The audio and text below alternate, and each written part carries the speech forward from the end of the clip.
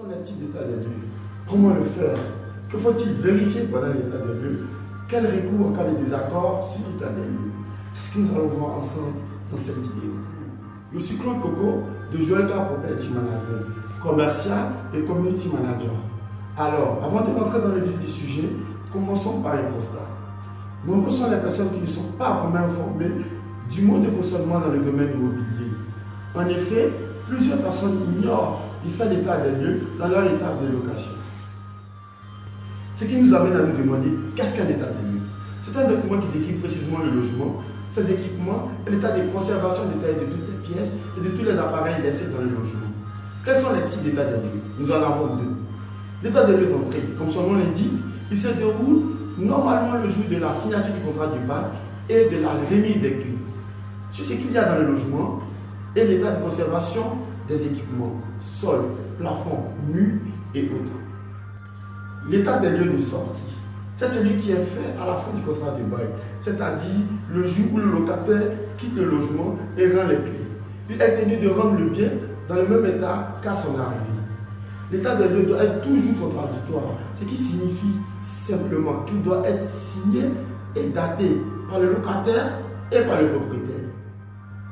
Pourquoi faire un état des lieux? Vous vous demandez peut-être à quoi sert l'état des lieux et pourquoi s'infliger une démarche si fastidieuse. C'est pourtant un document primordial dans le règlement des litiges entre le propriétaire et le locataire concernant l'état du logement. C'est en effet en comparant l'état des lieux d'entrée et l'état des lieux de sortie qu'il est possible d'observer d'éventuels dégâts ou dégradations dans le logement qui seront retenus sur la caution du locataire. Comment faire un état des lieux? Que vous soyez propriétaire ou locataire, remplir l'état des lieux n'est pas difficile, mais il ne faut pas prendre cette étape à la légère, mais plutôt rester attentif et rigoureux tout au long de la procédure. Généralement, seul le propriétaire et le locataire doivent être présents pour signer l'état des lieux. Seulement, si vous n'êtes pas disponible, l'état des lieux peut se dérouler sans votre présence.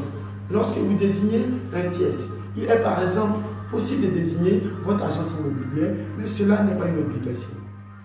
Que faut-il vérifier pendant l'état des lieux? En tant que locataire, la clé est d'être rigoureux et de passer au peigne fin chaque détail du logement. Cela permet d'éviter que des dégradations déjà présentes vous soient imputées à la sortie. En tant que propriétaire, cela vous permettra de contester les éventuelles dégradations du locataire à la fin de son contrat de bail. Quel recours en cas de désaccord sur l'état des lieux?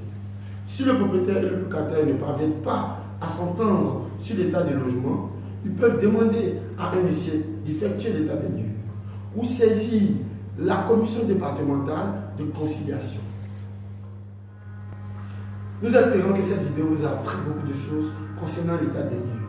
Vous pouvez nous poser des questions en commentaire, sinon n'hésitez pas à nous contacter et à partager la vidéo. N'oubliez pas surtout de vous abonner à notre page.